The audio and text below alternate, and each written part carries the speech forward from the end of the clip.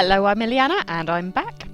And I'm going to be using this sketch by Brenda Ragsdale, which you can find on scrapbook.com, to make another process video layout for you, using the Rise and Shine collection predominantly, as well as some other background papers that kind of toned in. So the first one I've gone with is this Simple Stories kind of a map piece, which I really liked in those kind of muted colours. And that's going to serve as the bottom half of my layout, and then this piece here is going to be the top half.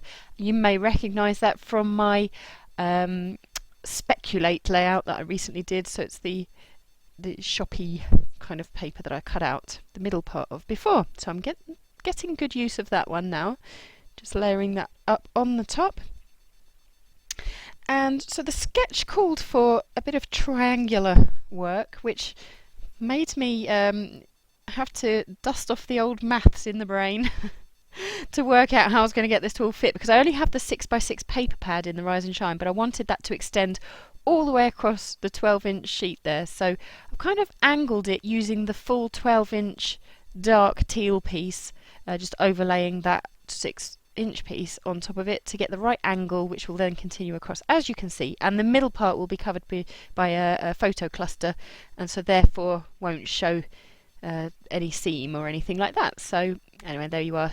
As you can see, I'm doing a bit more of the kind of mathematical matching up there to get the bottom triangular cluster worked out. The sketch being, if I was being true to the sketch, I would have actually placed the 3 strips of triangles slightly differently, but I don't know if you could see, but with the last of that Emma's Shop paper, I didn't quite have the right angle to use to get the ledger still being straight vertically, but the triangle being in a different position. So I've had to put that triangle in the bottom right. I don't think it really matters. It's just me. If you were being pedantic and actually looked at the sketch as to how you should follow it, that paper would have been one up, I think. Anyway, moving on to some of the Rise and Shine collection here to layer up the square photo. Now this picture is a funny old thing. It's of my family, well, the nuclear family, so it's my husband and I plus our 2 boys, and it's a bit of a funny old thing, you know, where I suppose the 4 of us are never in a picture together, and unless we really took the time to set up a self timer or extend an arm and do a selfie of all 4 of us, well, we hardly ever feature together in the one picture. So Dave's mum kindly said, look, come on, you 4, you're never in a picture together, come on, let me take a picture. And it's in our home, full of the usual clutter that we have in our home behind us, so it's not a particularly well composed picture. Not that I can complain, some of the pictures I take are pretty horrendous too, but it's just kind of a bit of a giggle, a bit of a laugh, the fact that the background's awful, we're all looking in opposite directions, so yeah, we're all in, but yeah, it's not exactly what you call professional photography or anything like that, but that's fine. It's kind of sweet that that's life captured for that moment in time way back in 2012. So one of the many pictures in a big batch that I've still to get through and scrap, so I thought why not do that now with this collection Rise and Shine.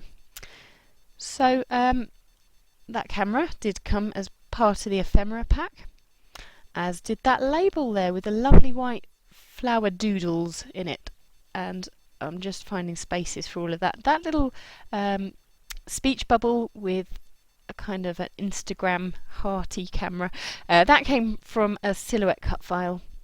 I think it was one of the freebies I got. When I first got the silhouette, I had a little voucher and I just used them all up, and that's one of the ones I got.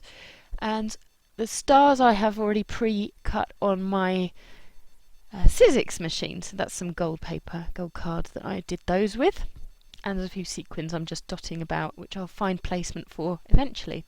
These little paper clips, so there's a light bulb and a couple of arrows and a speech bubble. Some of those I work into the layout, some I don't, you'll see. So I'm just kind of loosely placing things, scattering it all around to get the idea of where I might eventually be putting those, roughly according to how the sketch calls for ephemera to be placed as well. And so yeah, obviously my thing is to kind of give a bit of definition to the pieces and ink the edges in a bit of grey chalk ink. And I obviously am quite in love with that glue, because for some reason I don't think I even pulled out my ATG for the whole of this layout. I've just gone with the Tombow Mono Aqua, which is fine. It hasn't actually buckled the pages at all, even though I've gone quite liberally with it. I like that glue.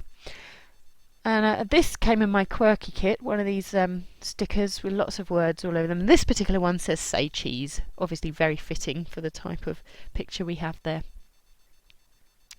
And I think that little white tag is something I cut with the silhouette. No, with the Sizzix, I should say. There's a wooden disc there that came in the Rise and Shine collection. I find those a funny colour. They don't perfectly match the paper pack, but yet I know that there is a bit of craft option with the Amy Tan collection there, and I suppose it kind of blends in with that, and it looks okay. I quite like the way I've used it here, but it's strange colour wise that it looks like an off yellowy kind of varnished piece. But anyway, hey, it's just being funny. I've distressed the top of that because it was a special coordination teal piece of paper there, and I just wanted to make it look slightly different tones rather than one flat teal piece, and just cutting the tag to get that to slip underneath, but not without first, of course, inking the edges. Now, I find it quite fun to work with sketches, but if there's one thing that I do find tricky is precisely working a layout to how the sketch calls for it, especially when there's triangular angles and things. It looks so simple on the paper, but it's funny working that one out. So I'm just popping up, there's a little bow I'm going to place on that tag, and I'm popping that up onto dimensional tape to give it some kind of definition, as though it's popping up off the tag.